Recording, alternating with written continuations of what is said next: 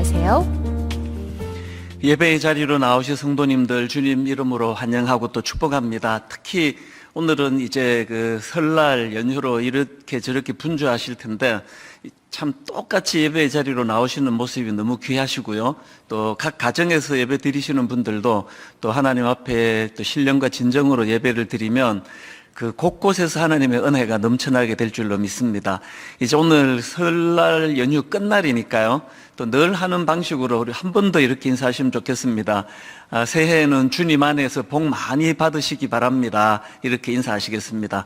예, 새해에는 주님 안에서 복 많이 받아 누리시기 바랍니다. 또 새해에 은혜 많이 누리게 되시기를 바랍니다. 이제 뭐 신정도 지나고 구정도 지나고 이제 본격적으로 이제 새해가 밝았는데요. 이제 다음 주부터 다락방이 개강이 됩니다. 원래는 이제 매 연말에 이제 교구가 개편이 되는데 올해는 이제 코로나19 때문에 뭐 작년 12월 말 1월 초 전혀 모일 수가 없는데 이제 다락방을 또 교구를 개편하기 어려워서 올해는 4월 첫 주부터 이제 교구가 개편이 됩니다. 그러니까 당연히 이제 다음 주부터 개강되는 다락방 모임도 작년에 그 모임 그대로 이제 잘 마무리할 수 있어서 참 좋고요. 그리고 4월 1일부터는 이제 1만 순도 파송 운동의 이제 과도기에 30개 교구입니다. 30개 교구로 출발을 해서 이제 점점 이것이 이제 한 독립된 교회로 그렇게 성화돼 갈 텐데 하여튼 종종 이런 질문을 합니다. 그럼 우리 언제 결정해야 됩니까? 이거 갈지 말지 뭐 어떻게 결정합니까? 묻는데요. 연말까지 아직 시간이 있습니다. 서둘지 않으셔도 되고 또 하나님이 마음에 특별한 어떤 그런 꿈을 주시지 않으시면 그냥 남으셔도 됩니다. 계속 강조하지만 강제로 인위적으로 그렇게 되는 건 하나님 나라의 원리가 아니니까요. 그저 올 한 해 편안한 가운데 평상시와 똑같이 하시면 됩니다. 거기에 인도하심을 따라 하나님께서 또 이끌어 주시리라고 믿습니다. 그래서 이제 오는 주간부터 시작되는 다락방 모임에도 평상시와 똑같이 그렇게 은혜를 잘 나누어 주시기를 부탁을 드리겠습니다. 이제 우리 하나님 말씀은 마가복음 3장 16절 17절 두 구절을 같이 살펴보기 원합니다. 마가복음 3장 16절 17절 오늘도 다 자리에서 일어나셔서 하나님의 말씀을 함께 읽도록 하겠습니다. 마가복음 3장 16절 17절 같이 읽겠습니다. 이 12를 세우셨으니 시몬에게는 베드로란 이름을 더하셨고 또 세베대의 아들 야고보와 야고보의 형제 요한이니 이 둘에게는 보아너게 곧 우레의 아들이란 이름을 더하셨으며 아멘. 17절까지 살펴보았습니다. 자리에 앉아주시기를 바랍니다. 피렌체 특강이라는 그 책에 보면은 이 미켈란젤로의 다비드상과 관련된 유명한 일화를 이제 소개하는데요. 커다란 대리석에 매달려서 이제 열심히 그 작업을 하고 있는 미켈란젤로에게 어린 소녀가 다가와가지고 질문을 던졌습니다. 아저씨, 왜 그렇게 돌을 두드리고 계세요? 그랬더니 이제 어린 꼬맹이니까 이제 미켈란젤로가 성의를 보인 것 같아요. 하던 일을 중단하고 사다리를 타고 내려오더니 그 어린아이에게 이렇게 대답을 했습니다. 꼬마야, 저 바위는 그냥 돌덩어리가 아니란다. 저 바위 안에는 천사가 들어있어. 아저씨는 지금 잠자는 천사를 깨우는 중이야. 이제 그 다듬어서 조각으로 다비드상을 만들어가는 과정을 아주 의미 있게 어린아이에게 이야기를 해준 이것이 제 머리에 오래 기억에 남아 있고요. 그런가 하면은 12사도라는 책에서도 이 비슷한 내용이 나오는 것을 제가 보았습니다. 거기서도 이제 어떤 조각가가 멋진 말을 이제 조각을 했는데요. 너무 멋지게 조각을 한 것 같습니다. 그랬더니 어떤 분이 이런 질문을 던졌습니다. 이런 멋진 예술 작품을 조각할 수 있었던 비결이 무엇입니까? 그랬더니 이 조각가도 비슷한 말을 했습니다. 이렇게 대답했습니다. 말처럼 보이지 않는 부분은 어떤 것이든 깎아내버리는 것이 비결입니다. 제가 오늘 본문을 묵상하다가 지금 본문은 예수님의 12제자 명단이 쭉 열거되고 있지 않습니까? 이 본문을 묵상하다가 이 두 이야기가 떠올랐던 이유는 바로 우리 예수님께서 위대한 조각가이시기 때문에 그렇습니다. 너무나 다듬어지지 않은, 준비도 안 된 평범한 이런 12명의 제자들을 불러 모으셔서 그들을 주님이 어떻게 다듬어 가시고 제자답지 않은 것들을 깎아내고, 그래서 멋진 그런 말 조각상을 만들고 또 다비드상을 만들어내는 그 예술가들처럼 우리 예수님이 바로 그런 영적인 조각가시라는 겁니다. 오늘 살펴보게 될 야고보와 요한 형제에 대해서도 바로 이런 관점으로 볼 수가 있는데요. 자, 오늘 본문 마가복음 3장 17절을 보십시오. 또 세베대의 아들 야고보와 야고보의 형제 요한이니 이 둘에게는 보아너게 곧 우레의 아들이란 이름을 더하셨으며, 이 흐름이 지난주에 살펴본 16절하고 거의 흡사하지 않습니까? 16절, 이 12를 세우셨으니 시몬에게는 베드로란 이름을 더하셨고, 원래 이름이 시몬이었는데 예수님께서 반석이라는 뜻을 가진 베드로라는 이름을 지어주셨다. 지금 이 마가복음을 기록한 마가가 지금 베드로의 강력한 특징을 이 한마디로 묘사를 하고 있다면, 오늘 우리가 살펴보게 될 야고보와 요한도 똑같습니다. 그들에게 이 우레의 아들이라는 뜻을 가진 보아너게라는 이름을 더하셨다. 이걸 왜 기록했을까요? 이것이 이 두 형제에게 굉장히 중요한 함축적인 의미를 담고 있기 때문입니다. 그래서 오늘 이 우레의 아들이라는 이 별명, 이것을 중심으로 이제 야고보와 요한에 대해서 살펴보려고 하는데요. 우선 이 별명이 말해주듯이 이 두 형제는 엄청난 다혈질이었던 것 같습니다. 이 우레의 아들이라는 이 별명이 가지고 있는 강점도 있고 약점도 있는데요. 그들이 가진 강점이라는 거는 열정이 많은 거. 그래서 처음에 예수님이 그들을 부르실 때도 이 막 열정이 묻어나는 것을 볼 수가 있습니다. 마가복음 1장 19절 20절입니다. 조금 더 가시다가 세베대의 아들 야고보와 그 형제 요한을 보시니 그들도 배에 있어 그물을 깁는데 곧 부르시니, 그 반응을 한번 보세요. 그들의 그 아버지 세베대를 품꾼들과 함께 배에 버려두고 예수를 따라가니라. 이거 다혈질만 할 수 있는 겁니다. 열정이 넘치니까 이거 할 수 있는 거예요. 신중한 분들은요, 오래 생각하고 행동하기 때문에 또 그것이 가지는 강점과 약점이 또 있지 않습니까? 실수는 별로 안 합니다. 오래 생각하고 결정하기 때문에. 그러나 이 야고보와 요한처럼 막 열정이 많고 다혈질이고 이런 사람들은 실수는 좀 많이 해요. 그러나 이런 분들이 주로 일을 해내는 거 아닙니까? 아, 이게 진리구나, 이게 옳은 거구나, 그 다음 생각 안 하고 행동부터 하는 겁니다. 사실 제가 좀 이과이기 때문에 이 두 사람은 전 너무 잘 이해가 되는 것 같아요. 아니, 지금 29살 때 미국에서 이제 금방 비즈니스 가게를 시작하고 그러고 있는데 하나님이 갑자기 저에게 이제 한국으로 돌아가라, 한국의 청소년들을 섬겨라. 저 같은 사람은요, 이게 하나님께 소명을 딱 주셨다고 확신하면 생각 많이 안 합니다. 왜 안 할까요? 생각 많이 하면 100% 안 가요. 이래서 못 가고 저래서 못 가고 안 가게 되거든요. 제가 한국으로 돌아올 수 있었던 것도 바로 이 야고보와 요한과 같은 과이기 때문에 그렇습니다. 일만서도 파송운동 생각 많이 하면 못합니다. 어떻게 합니까? 그 새벽에 그냥 그 하나님이 전략가 아닙니까? 딱 새벽 오후 3시에 불렀으면 절대 안 가죠. 생각 많이 하니까. 새벽 3시에 그 자다 일어난 사람한테 그냥 네 한 교회로만 몰려드는 게 옳으냐? 바로 그 자리에서 그러면 10,000명에서 15,000명 보내겠습니다. 아무 생각 없이 툭 던져놓고, 그리고는 이제 지금까지 8년, 9년 막 죽을 고생을 하면서 어떻게 약속을 지켜드리지? 이게 이제 다혈질의 좀 특징이거든요. 오늘 본문에 이 야고보와 요한의 이 빛과 그림자가 있는데요. 이 사람은 이 산이 높으면 골이 깊고 빛이 강하면 그림자도 강하다. 이걸 우리 교역자들에게 늘 하는 이야기인데요. 이 야고보와 요한은 그 빛이 강했습니다. 그게 뭡니까? 열정이 많았다는 겁니다. 그래서 제가 이거를 보면서 그들의 빛에 대하여, 그들의 그림자에 대하여 우리가 어떻게 교훈으로 삼을까? 오늘 2가지 교훈을 나누고 싶은데요. 첫 번째 교훈, 그들의 빛, 열정을 회복하자. 열정을. 막 넘치는 열정이에요. 그래서 뭐 주님이 부르시면 막 그냥 가겠습니다. 막 아버지, 근데 사업체 이 다 버려두고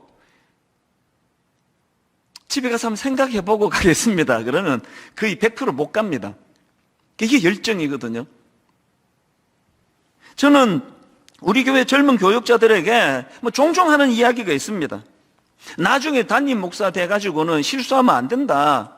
나중에 담임 목사 돼가지고 좌충우돌하고 막 우왕좌왕하고 그러면 그 불안해서 성도들이 못 사신다. 그렇기 때문에 나하고 같이 일할 때, 분당 우리 교회에서 일할 때, 부교역자로 있을 때 막 실수 많이 해라. 내 다 커버해 주겠다. 어떤 실수를 하든지 간에 나는 그것 때문에 있는 존재 아니냐. 내가 다 막아줄 테니까 막 열심히 하다가 실수하는 거는 뭐 어떤 것도 내가 다 막아주겠다. 사실 또 담임 목사가 할 일 중에 하나라고 생각합니다. 부교역자들이 안심하고 실수를 할 수 있는 분위기를 만들어줘야 열심히 할 수 있는 거 아닙니까? 마음껏 일하다가 실수하는 거, 내가 다 책임지겠다고. 그런데 여러분, 제가 절대로 도울 수 없는 못 도와주는 교육자가 있는데요. 안 움직이는 사람이에요. 실수도 안 해요. 근데 움직이지를 않으니까 도와줄 길이 없습니다. 오늘 우리가 하나님 앞에서 가장 대책 없는 사람이 열정 없는 사람이라는 거, 미적미적거리는 거. 부르시면은 막 열정을 가지고 진리가 여기 계시면 내가 주님을 따르겠습니다. 이런 열정이 있어야 되는데 생각해 보고요. 지금도 생각 중에 계시잖아요. 여러분이 야고보와 요한의 강점을 우리 배워야 됩니다. 저는 요한복음 2장에서 예수님이 예루살렘 성전 뜰에서 장사하는 사람들을 보시고는 내 아버지 집을 장사하는 집으로 만들지 마라 막 상을 엎으시면서 성전 청결하는 사건이 기록되어 있는데요. 그 내용을 다루고 있는 요한복음 2장에서 이번에 너무나 제가 흥미로운 성경 한 구절을 발견을 했습니다. 그게 뭐냐? 자, 요한복음 2장 17절입니다. 제자들이 성경 말씀에 주의 전을 사모하는 열심히 나를 삼키리라 한 것을 기억하더라. 지금 성전을 청결하려고 상을 뒤엎으시고 막 열정을 다하여 정화하시려는 주님을 보면서 제자들이 머리로 떠올린 게 뭐냐? 이 세 번역으로 다시 보십시오. 제자들은 뭘 떠올렸나? 주님의 집을 생각하는 열정이 나를 삼킬 것이다 하고 기록한 성경 말씀을 기억하였다.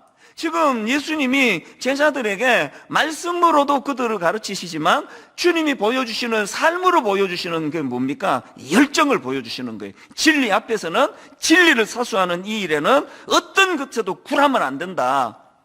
이게 주님이 보여주시는 열정 아닙니까? 사도 바울도 마찬가지입니다. 기왕에 목회하고 기왕에 섬기는데 저는 사도 바울에게서 이거 꼭 배워야 된다 생각합니다. 데살로니가 전서 2장 17절 형제들아 우리가 잠시 너희를 떠난 것은 얼굴이요 마음은 아니니 그 다음 보세요. 너희 얼굴 보기를 열정으로 더욱 힘썼노라.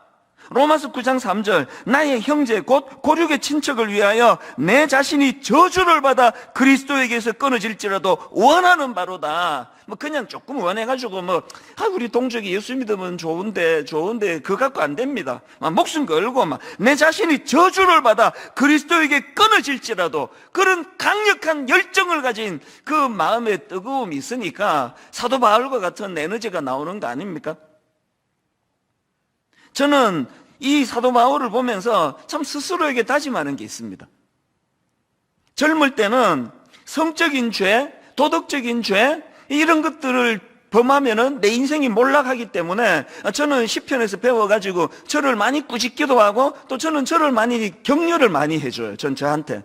그리고 또 저는 저에게 늘 설득도 많이 하는 편이거든요. 여러분 낙심이 될 때 외부에 누가 위로 안 해준다고 힘들어하지 마세요. 주님은 우리 스스로를 위로하시도록 늘 내 안에서 힘을 주시잖아요. 근데 젊을 때는 제게 무슨 경고를 많이 했느냐 하면 너 성적으로 죄 지으면 너 인생 완전히 몰락한다. 큰일 난다. 어떤 경우라도 이 여성들을 만날 때는 그 긴장을 네가 놓치면 안 된다. 급격하게 나를 몰락시키는 게 이게 성적인 죄다. 공금, 교회 공금을 투명하게 쓰지 않으면 네 인생은 몰락할 줄 알아라. 이게 늘 제게 하는 경고였고요. 요즘에는요, 이제 나이가 이제 들어가는데 막 성적으로 막 죄를 지어가지고 급격히 몰락할 확률은 젊을 때보다는 좀 이제 좀 덜해진 거 아닙니까? 에너지가 좀 약해져서 그래요. 그 죄 짓는 것도 열정이 필요하거든요. 요즘에는 집에 있는 그 한 분 모시는 것도 이렇게 힘든데, 내 무슨 열정으로 내가 또 남의 가정에 또 여성까지 내가 또 그렇게 열정을 다하겠느냐. 그래서 성적으로 죄를 지어서 급격하게 넘어지지 않을 확률이 좀 높습니다. 이거는 아무도 자신할 수 없지만. 요즘은 나이가 들어가면서 뭘 저에게 경고하는가 하면, 네가 성적으로 죄를 지으면 급격하게 그게 너를 몰락시키지만, 열정 없이 목회하면 이것이 너를 천천히 죽이는 짓이다. 제가 그런 경고를 많이 합니다. 사실 우리 교단에서 저에게 정년을 보장해 준 그 연도가 있지만요, 만 70살까지 제가 할 수 있는 보장을 받았지만, 저는 제 아내와 이런 이야기를 몇 번이나 나눴습니다. 그거 내가 기대 갖고 목회하지 않는다. 저는 언제든지 이 교회를 떠날 준비를 해야 된다고 생각합니다. 언제 이 교회를 떠나느냐? 열정이 사라질 때. 설교 준비도 이게 열정이거든요. 설교 준비는 저는 우리 그 부교육자들에게 이게 도자기 굽는 거라 그래요. 한 초벌구이, 재벌구이만 해도 설교할 수 있습니다. 그러나 삼벌구이는 확실히 재벌구이보다 다르다. 4벌구이, 5벌구이, 6번 불에 구우면서 다듬는 도자기는 빛깔이 다른 거 아닙니까? 그래서 준비 다 됐습니다. 한 월요일 저녁 되면은 뼈대가 다 나오지만 단에 올라오기 직전까지 설교를 다듬고 또 다듬고 다듬고 또 다듬는 그 열정이에요. 1부 예배 마치고 돌아가면서 원고를 찢어버리는 그 열정이에요.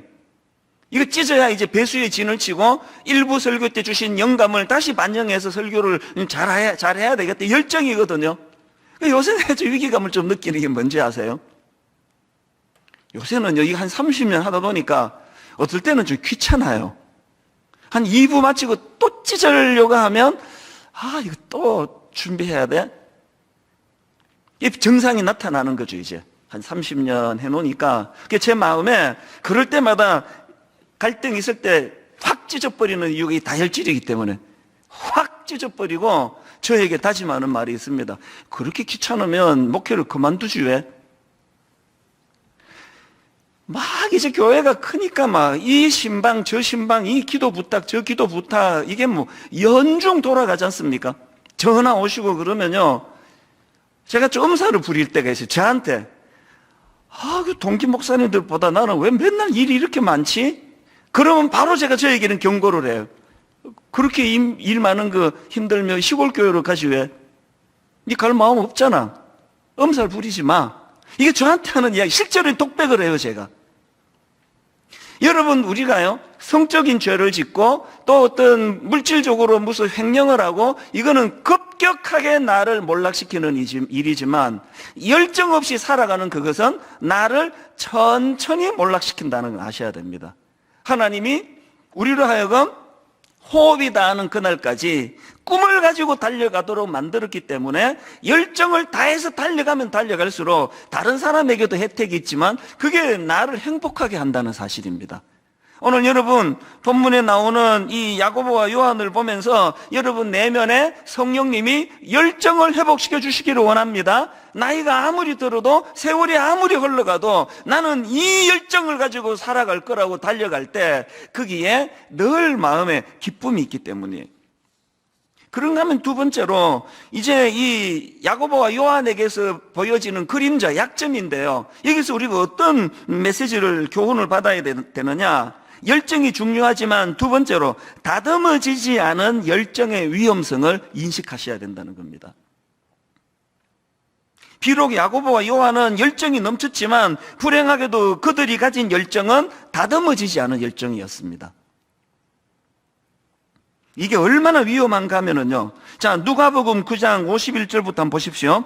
예수께서 성천하실 기약이 차감해 예루살렘을 향하여 올라가기로 굳게 결심하시고 사자들을 앞서 보내심에 그들이 가서 예수를 위하여 준비하려고 사마리아인의 한 마을에 들어갔더니 예수께서 예루살렘을 향하여 가시기 때문에 그들이 받아들이지 아니하는지라. 이게 어떤 상황인가 하면 지금 예수님 일행이 예루살렘을 향해 가고 있는데 잠시 쉬어 가시려고 이제 그 사마리아인 촌에 사람을 보내서 알아보게 했더니 그 마을 주민들이 예수님에 대하여 반감을 가지고 있는지 예수님에 대하여 마음을 열지 않는 거예요. 의도적으로 그거를 방해하는 겁니다. 그래서 쉴 곳을 얻지 못하고 거절을 당합니다.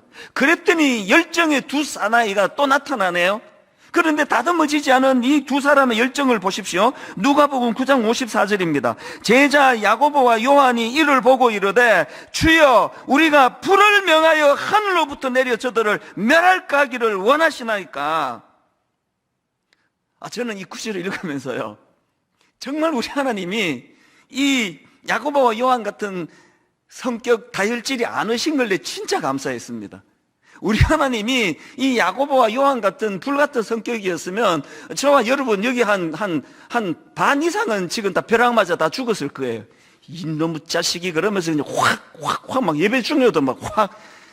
근데 우리 하나님은 이런 미숙한 야고보와 요한 같은 그런 다혈질이 아니시기 때문에 끝까지 기다려주시고 참아주시기 때문에 우리가 여기서 그렇게 사람 굿이라고 살아가는 거 아닙니까?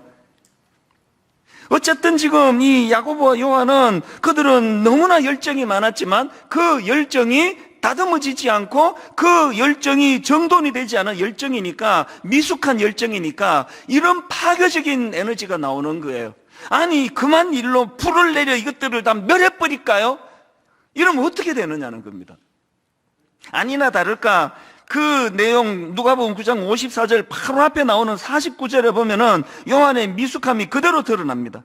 요한이 여짜오되 주여 어떤 사람이 주의 이름으로 귀신을 내쫓는 것을 우리가 보고 우리와 함께 따르지 아니함으로 금하였나이다. 아니 여러분, 예수님 이름으로 귀신을 내쫓는 그 귀한 일을 지금 누군가가 하고 있는데 자기 일행이 아니라고 못하게 했다는 거예요.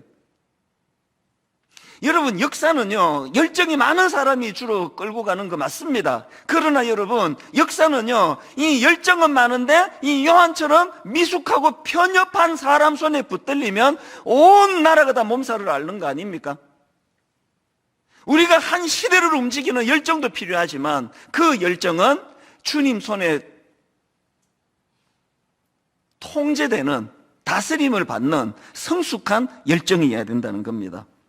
그래서 저는 이런 다듬어지지 않은 상태의 열정을, 야고보와 요한을 보면서 그런 열정이 왜 위험한가 종종 말씀드리잖아요. 여러분, 통제되지 않는 열정은 칼집 없는 칼 같은 거예요. 열정 없는 게 낫습니다. 에너지가 많은 사람, 일 많이 하는 사람, 막 교회에서도 주로 중진들 보면 다 열정이 많은 분, 그분 너무너무 귀하세요.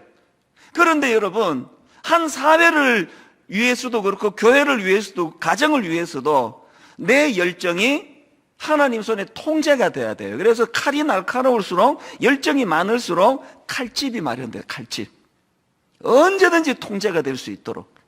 그래서 여러분, 성령의 9가지 열매, 갈라디아 5장 22절 성령의 9가지 열매 맨 마지막 마무리가 뭔지 다 아시죠? 오직 성령의 열매는 사랑과 희락과 화평과 오래 참음과 자비와 양선과 충성과 온유와 맨 마지막에 절제니, 영어 성경으로 셀프 컨트롤. 무슨 뜻입니까?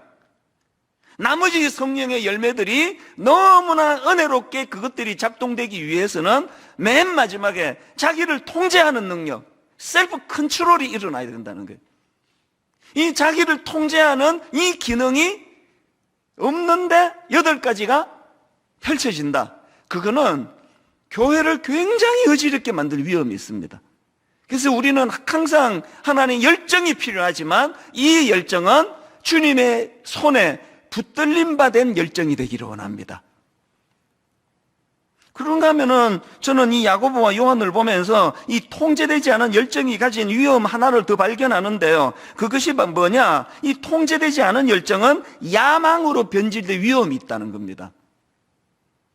자, 야고보와 요한 한번 보십시오. 마가복음 10장 35절입니다. 세베대 아들 야고보와 요한이 주께 나와 여짜오되 선생님이여 무엇이든지 우리가 구하는 바를 우리에게 하여 주시기를 원하옵나이다. 이르시되 너희에게 무엇을 하여 주기를 원하느냐. 여짜오되 주의 영광 중에서 우리를 하나는 주의 우편에 하나는 좌편에 앉게 하여 주옵소서. 지금 그들의 열정으로 주님께 부르짖는데 그 열정이 미숙하고 다스림 받지를 못하니까 그 잘못된 기도로 말미암아 공동체가 깨질 위험입니다. 41절에 열 제자가 듣고 야고보와 요한에 대하여 화를 내거늘 꼭 기억하셔야 됩니다. 열정이 주님에 의해 다스려지지 않으면 그것이 저급한 야망으로 변질될 위험이 있다는 거예요. 저는 목회자로서 이 위험을 너무나 잘 알고 있습니다. 저 교회를 위하여 온 정성을 다 바치고 교회를 위하여 인생을 다 걸었다고 하는 이런 분들을 뵈면은 존경이 저절로 가지만 그런 분 중에 가끔씩은 저건 야망인데, 저건 자기 영광을 위한 건데, 이런 느낌을 제가 가지기 때문에 일절 판단하지 않으려고 내색은 하지 않지만 그 경고를 저는 저에게 주는 거예요. 내 열심이 주님 손에 다스림 받지 않으면 저급한 야망으로 바뀔 위험이 있다. 내가 이 설교 준비를 위해 가지고 잠도 안 자고 막 열심히 준비했다. 열정 맞습니다. 그 열정이 내가 진짜 유명한 목사가 돼야지. 내 대한민국의 설교 제일 잘하는 목사가 되고야 말 거야. 이거는 저급한 야망으로 변질이 되는 거거든요. 우리의 열정이 타락하지 않으려면 항상 주님의 손에 통제를 받아야 된다는 겁니다. 이런 의미에서 저는 야고보와 요한의 주님 손에 다스림 받기 시작한 오늘 본문에서부터 야고보와 요한의 그 갈수록 그 풍성한 그들의 성숙함이 저는 너무 좋습니다. 여러분, 야고보와 요한이 주님 손에 붙들린 이후로 어떤 변화와 성숙이 있었는지 다 아시잖아요. 사도행전 12장 1절 2절 그때에 헤롯 왕이 손을 들어 교회 중에서 몇 사람을 헤아리 하여 요한의 형제 야고보를 칼로 죽이니, 야고보는요 기록이 하나 있습니다. 12제자 중에서 최초의 순교자예요. 아니 그 많은 성실한 제자들 중에서 왜 유독 야고보를 지목하여 칼로 죽였다 그러는 거예요? 왜 그랬을까요? 그만큼 적들이 보기에 야고보가 열정을 다하여 주의 복음을 전하니까, 눈에 띄도록 열정을 다하여 복음을 전하니까 그가 최초의 순교자가 된 거 아닙니까? 여러분, 하나님 손에 붙들린 열정은 이런 영광스러운 자리를 누릴 수 있게 만들어준다는 겁니다. 저나 모든 목회자들이, 그리고 모든 우리 권사님, 장로님, 또 안수집사님, 성도님 모두가 다 꿈꾸는 게 이거라고 생각합니다. 하나님, 우리의 마지막이 우리의 열정이 주님 앞에 한번 쓰임받게 되기를 원합니다. 이런 꿈이 계시다면 우리는 늘 내 열정이 하나님 앞에 지금 다스림을 받고 있는가, 통제되고 있는가, 이 점검을 하셔야 됩니다. 그건 요한도 마찬가지예요. 앞에서 살펴봤지만 요한은 편협하고 냉정하기 짝이 없는 그런 사람이었는데 그 요한이 주님 손에 붙들려 어떤 변화를 일으켰나. 여러분, 요한은 사랑의 사도라는 별명이 있을 정도예요. 완전히 대변화가 일어난 거 아닙니까? 요한복음을 이 사도 요한이 기록했는데요, 여러분이 사도 요한이 기록한 요한복음에 대하여 이런 말하는 글을 제가 읽었습니다. 성경을 읽을 때, 잘 들어보세요. 성경을 읽을 때 신학적인 논리를 찾고 싶으면 사도 바울 서신을 읽어야 하고, 신학적인 논리를 찾고 싶으면 바울 서신을 읽어야 하고, 기독교 윤리에 대해서 알고 싶으면 야고보서를 읽어야 하고, 기독교의 핵심적인 사랑에 대해서 알고 싶으면 요한복음을 읽어야 한다. 와, 이건 너무 영광스러운 이야기 아닙니까? 그리고 요한이 기록한 또 다른 서신인 요한 1서는요, 이거는 뭐 말로 다 못합니다. 요한 1서 4장 7절 8절 사랑하는 자들아 우리가 서로 사랑하자. 사랑은 하나님께 속한 것이니 사랑하는 자마다 하나님으로부터 나서 하나님을 알고 사랑하지 아니하는 자는 하나님을 알지 못하나니 이는 하나님은 사랑이심이라. 11절도요. 사랑하는 자들아 하나님이 이같이 우리를 사랑하셨은즉 우리도 서로 사랑하는 것이 마땅하도다. 그렇게 편협하고 냉정한 사람이었던 요한이었는데 그가 주님 손에 붙들리니까 이런 사랑을 전하는, 대학생 때 저를 본 사람하고 교육 전도사 시절에 저를 본 사람하고 목사된 이후로 저를 본 사람하고 저를 평하는 평가가 다 다르기를 바랍니다. 다 달라야 되는 거 아닙니까? 대학교 다닐 때는 철딱선이 없는 이창수, 하여튼 저건 철이 없어가지고 저건 나중에 뭐가 되려고 저래? 그랬던 대학생이기를 바랍니다. 바라는 게 아니라 그랬었습니다. 철딱선이가 없기를 이 약에 쓸려도 없는 그런 인생이 갈수록 주님 손에 붙들린 사람처럼 그 사람이 가지는 향기, 그게 오늘 본문에 우리가 살펴보고 있는 요한의 모습 아닙니까? 저는 여기 연세가 점점 들어가시는 어른들을 뵈면서 그분들에게서 그리스도의 향기가 느껴질 때마다 얼마나 감사한지 모릅니다. 그런가 하면 요한의 변화된 모습이 또 하나 있는데요. 앞에서도 살펴봤지만 우리를 주의 좌편과 우편과 좌편에 앉게 해주세요, 이런 이기적인 기도를 하며 그 높은 자리를 탐하던 그 요한이었는데요. 나중에 얼마나 성숙해졌는지 요한복음에 놀라운 거 하나 있습니다. 자기를 드러내지를 않아요. 자기가 기록한 요한복음인데요. 자, 요한복음 13장 23절.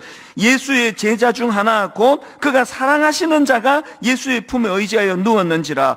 여기 예수의 제자 중 하나, 이게 요한 자신을 지금 가리키는 겁니다. 요한복음 20장 2절. 시몬 베드로와 예수께서 사랑하시던 그 다른 제자에게 달려가서 말하되, 여기서 예수께서 사랑하시던 그 다른 제자, 예수께서 사랑하시던 요한, 이렇게 기록하지 않습니다. 자기를 드러내지 않습니다. 요한복음 21장 27도 똑같습니다. 베드로가 돌이켜 예수께서 사랑하시는 그 제자가 따르는 것을 보니 이게 요한 자신을 말하는 거예요. 그렇게 자리를 탐하고 명예를 탐하던 요한이었는데 주님 손에 그 열정이 붙들리니까 이런 겸손, 자기를 드러내지 않는 겸손의 종이 되었다. 이게 도전되지 않습니까? 저는 이렇게 이 두 형제를 놀랍게 변화시키는 예수님을 뵈면서 누가 이렇게 한 사람의 인격을 바꿀 수 있는가? 그분이 바로 예수 그리스도시다. 그래서 제가 이번 한 주간 동안에 이 예수님의 이 마음이 너무 제가 예수님을 묵상하면서 뜨거워지면서 두 가지 특징을 제가 찾아냈습니다. 우리 예수님 어떤 분이냐? 첫째, 강점으로 일하시는 분이시다. 둘째, 약점을 다듬어 교정해 주시는 분이 우리 예수님이시다. 이 두 가지 특징이 얼마나 저를 뜨겁게 했는지 모릅니다. 여러분, 베드로, 야고보, 요한, 이 세 사람의 공통점이 다혈질인 건 다 아시죠? 베드로, 야고보, 요한, 베드로도요, 야고보, 요한 못지않게 다혈질이라 그러면 열받으면 말고라는 사람 귀 확 칼로 잘라버리고, 이게 베드로 아닙니까? 그래서 베드로, 야고보, 요한의 공통점은 말로 다 할 수 없는, 통제되지 않는 다혈질의 사람이었는데요. 그런데 여러분, 베드로, 야고보, 요한에게 또 다른 공통점이 하나 있습니다. 제자들 중에 선두 그룹에 서 있던 사람이에요. 이게 너무 감동이 되는 겁니다. 저도 그 혜택을 받은 사람이에요. 그 미숙한 걸로 치면 난 저 구석에 가 있거라. 이게 다혈질이에요. 맨날 사고만 치네. 너 나서지 말고 저기 가 있어. 이게 인간 지도자들이에요. 그런데 우리 주님은 강점으로 일하시는 거예요. 약점을 다듬어 가시는 겁니다. 99가지 약점이 있다 할지라도 그 한 가지 강점을 들어서 그 한 가지 강점으로 일하기를 원하시는 예수님. 제가 이제 32년 차 목회를 되돌아보면서 바로 이 두 가지 주님의 성품을 내가 가장 많은 혜택을 받았다. 약점으로 치자면 최고로 한 건 나올 게 전데요. 주님은 너무너무 좋은 성도들의 입술을 통해서 저의 강점만을 계속 그렇게 인정하도록 도와주셔서 그 용기를 낼 수 있었던 거 아닙니까? 저는 이게 교회라고 생각합니다. 분당 우리 교회도 강점으로 일하는 교회 되기를 바랍니다. 99가지 강점 보이다가 한 가지 약점만 있으면 내쳐버리는, 이거 교회가 아닙니다. 허물은 덮어주고 약점은 키워주면서 강점으로 일하시는 예수 그리스도가 교회의 주인이신, 그래서 그것을 닮아가는 분당 우리 교회 되기를 바랍니다. 한 가지 아는 후배 목사님 이야기를 하고 제가 말씀을 마치려고 하는데요. 이 목사님은 아버지가 어릴 때 일찍 돌아가신 그런 가정에서 자란 분인데요. 이 간증문을 제가 읽고 엄청 감동을 받았습니다. 내용을 한번 들어보십시오. 저는 부유하지만 예수 그리스도가 없던 집안에서 태어났습니다. 이제 이 친가가 다 안 믿는 집인가 봐요. 대기업 격리 과장이셨던 아버지와 직원인 어머니가 결혼하셨습니다. 믿지 않는 부유한 집안에 신앙인 며느리가 들어온 것입니다. 유일한 버팀목이던 아버지는 결혼 3년 만에 저와 갓 태어난 남동생을 두고 돌아가셨습니다. 아들마저 친가에 뺏기게 될 상황에서 눈물로 기도하시던 어머니는 담임 목사님 추천으로 신학교에 들어가 전도사가 되셨습니다.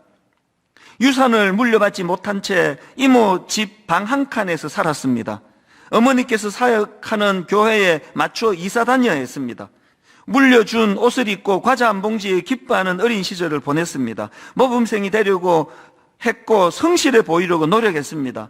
혹시 저의 부족함으로 어머니가 교회에서마저 쫓겨나게 되면 버림받을 수도 있다는 두려움 때문이었습니다. 이게 참 마음이 아팠습니다.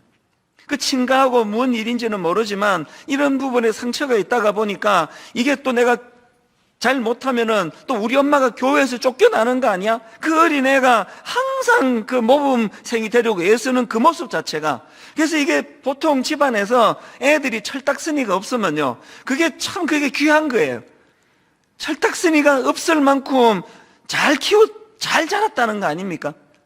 이 어린애가 그렇게 눈치를 보고 그렇게 자라는데 정말 제 마음을 아프게 한 대목이 있었습니다. 그 다음 한번 들어보세요. 부모 없는 자식으로 엇나가지 않기 바라던 가족들은 아버지가 미국에 가셨다고 했습니다. 대학교에 들어가면 만날 수 있다 했습니다. 매년 어버이날에 미국으로 편지를 썼습니다. 답장은 오지 않았고 언젠가 그 편지들이 모두 장롱 서랍 밑에 있는 것을 발견했지만 그래도 기다렸습니다. 중학교 2학년 수련회 중 사정을 알지 못하는 전도사님께서 설교 예화로 저를 언급하셨고 저는 아버지가 돌아가셨다는 것을 처음 알게 되었습니다. 차가운 바닥에 꿇어 울다 눈물마저 흘릴 수 없을 정도로 탈진하게 되었을 때 주님을 만났습니다. 미안하다. 이렇게 하지 않았다면 너의 마음을 열 수 없었단다. 사랑한다. 육신의 아버지는 없지만 내가 너의 온전한 아버지로 함께 해주마. 나를 사랑한다고 말해줄 수 있겠니? 라고 물으셨습니다. 베드로처럼 네, 제가 주님을 사랑합니다 라고 답했습니다. 그렇게 요한복음 21장에 주님 사랑으로 양을 먹이고 돌보라는 소명을 받았습니다. 여기에 제가 너무 은혜 받은 게 그 지점이 있는데요.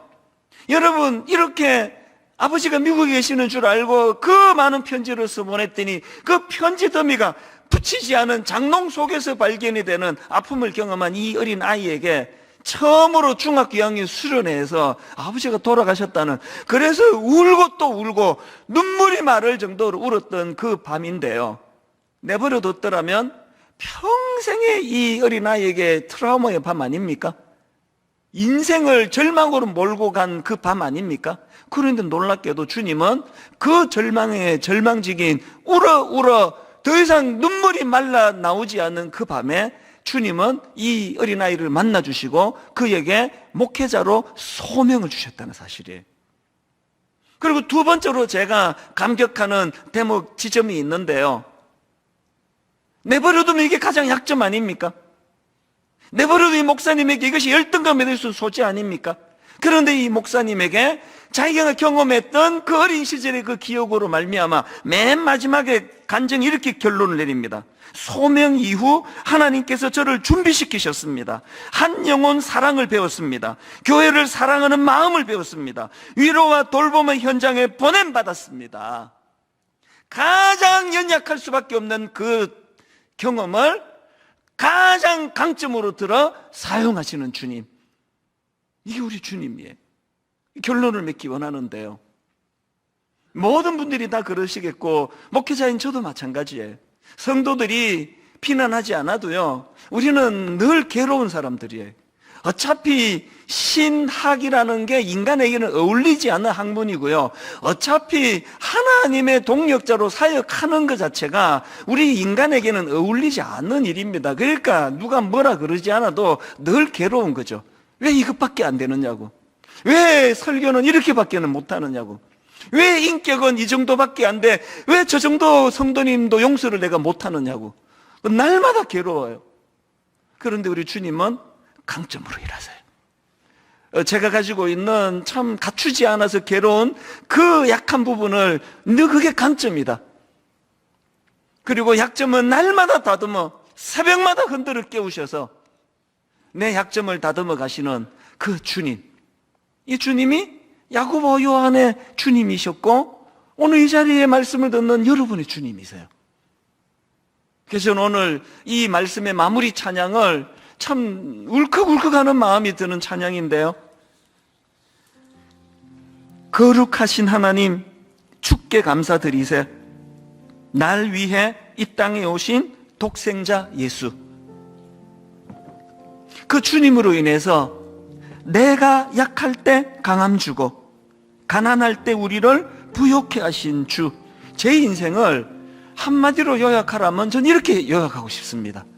내가 약할 때 강함 주고 가난할 때 우리를 부욕해 하신 나의 주, 내 인생은 이렇게 요약될 수 있다고 저는 생각합니다. 저만이겠습니까? 오늘 강점으로 일하시는 주님과 달리 세상은 끊임없이 우리들의 약점을 들추어냅니다. 넌 이래서 안 된단 말이야, 넌 저래서 안 된단 말이야. 여러분, 그 세상에 속임수에 놀아난 우리였는데 오늘 이 말씀을 통해 주님, 그렇군요, 그 목사님 중학교 2학년 때 인생의 가장 절망적인 그 밤을 재료로 하여 목회자로서의 소명을 주신 분이 그 주님이시라면 우리도 눈을 들어 약할 때 강함 주시는, 강함으로 일하시는, 우리의 약함은 다듬어 빚어가시는 그 주님을 붙잡는 인생 되기를 원합니다.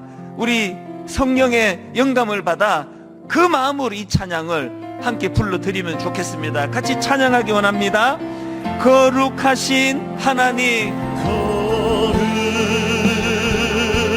거룩하신 하나님 주께 감사드리세, 날 위해 이 땅에 오신 독생자 예수. 여러분, 우리가 해야 될 것 딱 한 가지입니다. 나의 마음과 뜻 다해 주를 사랑합니다.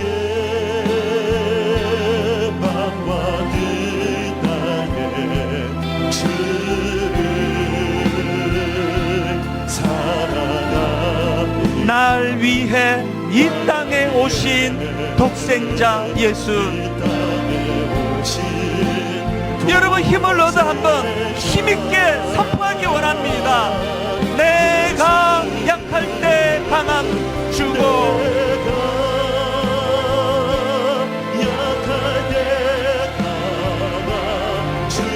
가난할 때 우리를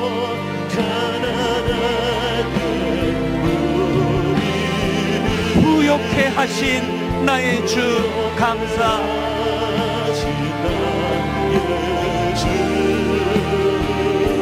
다시 한번 선포하기 원합니다. 내가 약할 때 강함 주고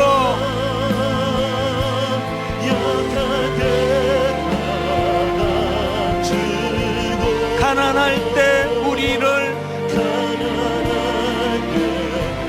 부욕해 하신 나의 주 감사.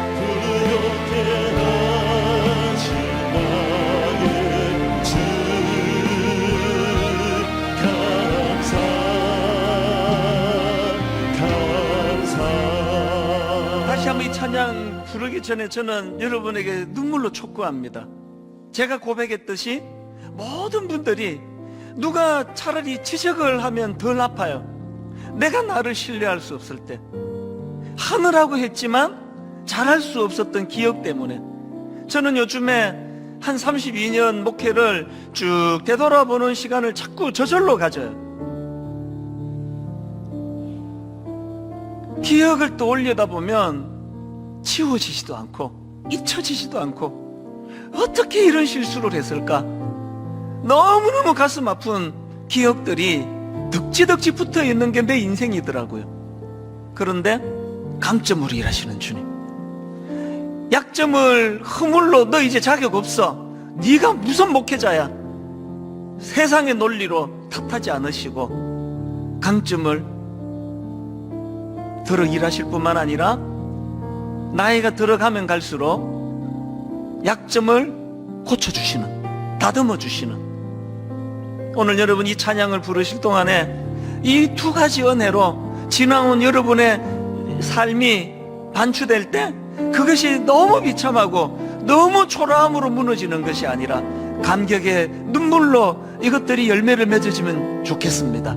우리 찬양 같이 참 성령의 은혜를 힘입어 한 번 더 이렇게 노래하기 원합니다. 거룩하신 하나님, 주께 감사드리세.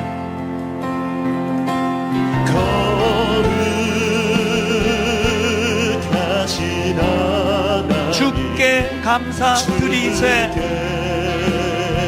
날 구원하시기 위하여, 날 위해 이 땅에 오신 독생자 예수. 여러분, 그 주님을 향하여 우리가 할 수 있는 유일한 것, 나의 마음과 뜻 다해 주를 사랑합니다. 주를 사랑합니다.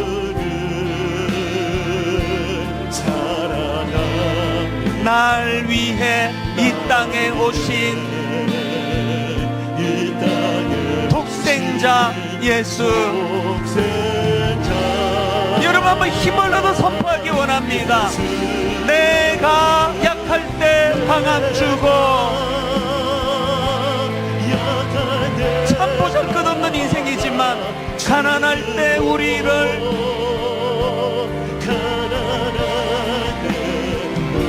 부욕해 하신 나의 주 감사. 여러분, 다시 한번 힘을 얻어 전심으로 선포하기 원합니다. 내가 약할 때 강함 주고,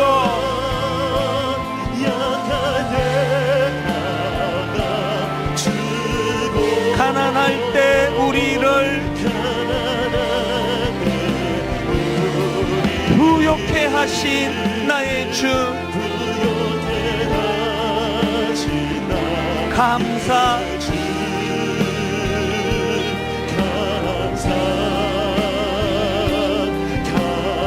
어린아이처럼 그저 오라 하시네.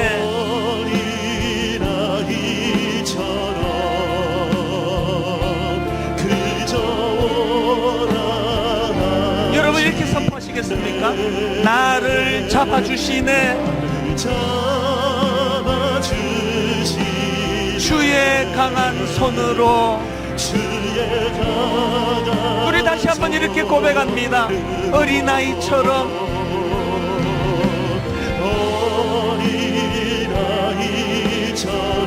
조건 없습니다. 그저 오라 하시네. 나를 잡아주시네. 주의 강한 손으로. 전심으로 선포하기 원합니다. 잡아주시네. 할렐루야.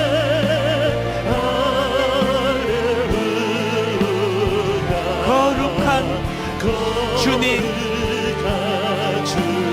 잡아주시네.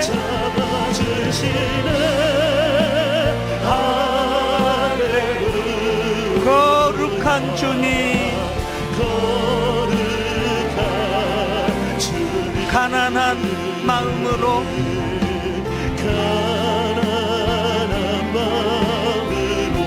주께 가기만 하면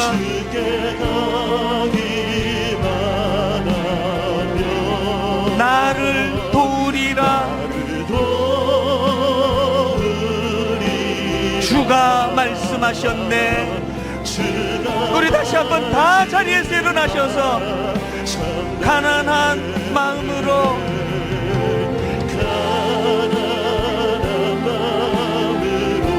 죽게 가기만 하면, 여러분 이 사실을 꼭 기억하셔야 됩니다.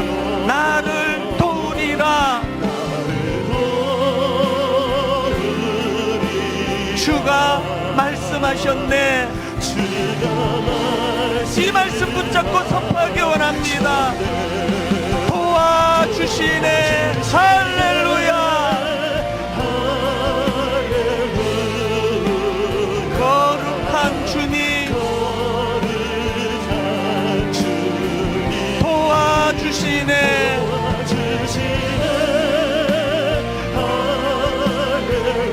거룩한 주님,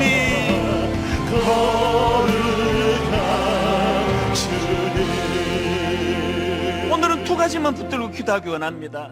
강점으로 일하시는 주님, 나는 늘 나의 약점에 집중하고 있었습니다. 이래서 안 돼, 난 저래서 못해, 내가 어떻게 해내겠냐고 세상의 목소리에 속아왔습니다. 주님은 오늘도 강점으로 일하시는 분이에요. 두 번째 붙들 제목이, 기도 제목이 있다면, 약점을 다듬어 가시고 약점을 빚어 성숙으로 인도하시는 주님, 12 제자들처럼 그 길로 나아가기를 원합니다. 오늘 이 말씀 붙들고 한번 통성으로 같이 합심해서 기도하기 원합니다. 두 가지 제목을 가지고 다 같이 기도하시겠습니다. 살아계신 하나님 아버지, 이 시간 하나님의 은혜를 아버지여 갈망하며 사모하며 이 자리에 모였습니다. 예배를 통하여 온전한 인격의 변화를 가져다 주는 주님을 만나고 경험하기를 원합니다. 예배를 통하여 일하시는 그 하나님을 만나기를 원합니다. 경험하기를 원합니다. 오늘 하나님 아버지, 어린아이처럼 자격 없는 자에게 그저 오라 부르시는 그 주님, 나를 잡아주시고 나를 도와주시고 강한 주님의 손으로 붙잡아주시는 그 하나님 아버지, 오 하나님, 이 땅에 발을 딛고 살아가는 저희들인지라 끊임없이 약점을 지적해내는, 너는 이래 살 수가 없고 너는 저래 살 수가 없다 지적하는 이 세상의 논리 아래 하나님 아버지, 우리 자신이 너무 위축되어 있었습니다. 하나님, 우리 자신이 너무나 그 굴레 아래 아버지 매여 있고 묶여 있었습니다. 강점으로 일하시는 주님, 99가지 약점들 가운데 드러나는 한 가지 강점을 보면 하나님은 바로 그 한 가지 강점으로 우리를 일하신다는 그 사실을 기억하기를 원합니다. 그런가는 주님, 약점을 다듬어가 주시는 주님, 너무너무 부끄러웠던 순간들이, 너무나 미숙했던 그 많은 기억들이 하나님 세월이 가득할수록 그 주님의 손에 붙들려 빚어져가고 다듬어져가고, 그 하나님은 이 시간 은혜로 사모하며 바라보기를 원합니다.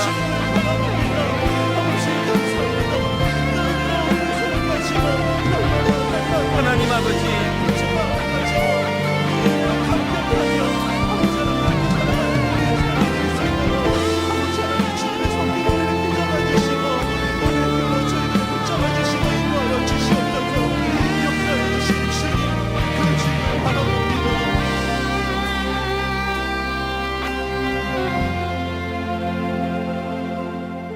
우리가 이 보배를 질그릇에 가졌으니, 우리가 이 보배를 질그릇에 가졌으니 이는 심히 큰 능력은 하나님께 있고 우리에게 있지 아니함을 알게 하려 함이라.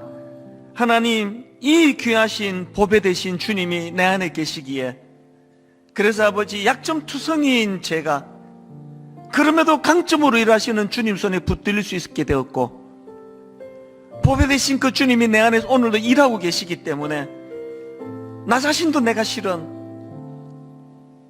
너무 연약하기 짝이 없는 이 약점들 때문에 괴로워하는 우리를, 이 약점을 조금 다듬어 빚어가시며, 심지어는 가장 치명적인 약점이 주님 앞에 가장 겸손한 도구로 쓰여지는 이런 신비로운 은혜를 누리고 사는 것을 우리가 경험하며 감사를 드립니다.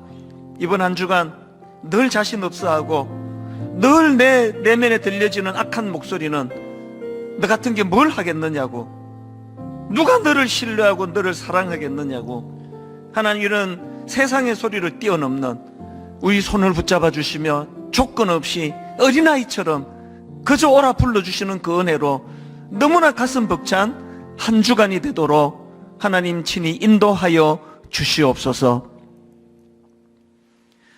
우리 주 예수 그리스도의 은혜와 하나님 아버지의 다함없는 사랑과 성령님의 감동, 감화, 위로, 교통, 충만하심의 역사가 오늘 주신 말씀 마음에 담고 약점으로 일하지 아니하시고 내가 가진 강점으로 일하시는 그 주님을 의지하며 내 연약함을 다듬어 교정해 가시는 그 주님을 신뢰하며 그렇게 주님 안에 기쁨 가운데 살아가기로 다짐하며 예배하는 모든 주의 자녀들 머리 위에 지금부터 영원토록 함께 하시기를 간절히 축원하옵나이다.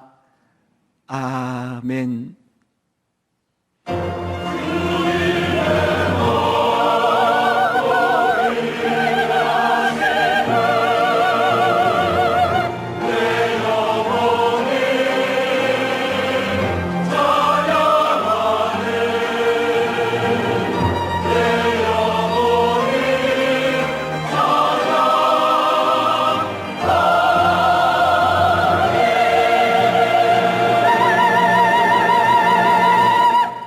한 주간도 은혜 안에서 승리하시기를 축복합니다. 찬양하시면서 돌아가시겠습니다.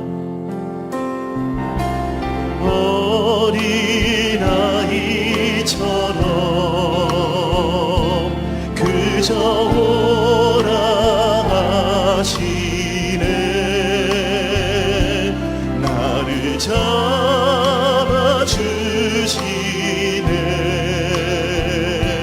주의 강한 손 잡아주시네.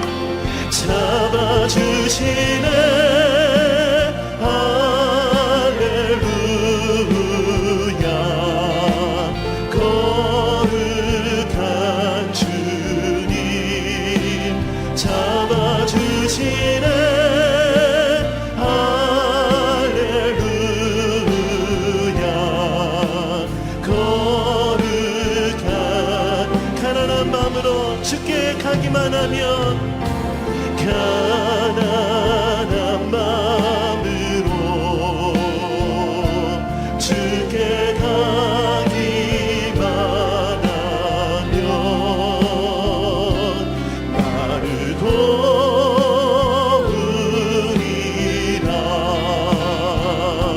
주가 말씀하셨네. 도와주시네.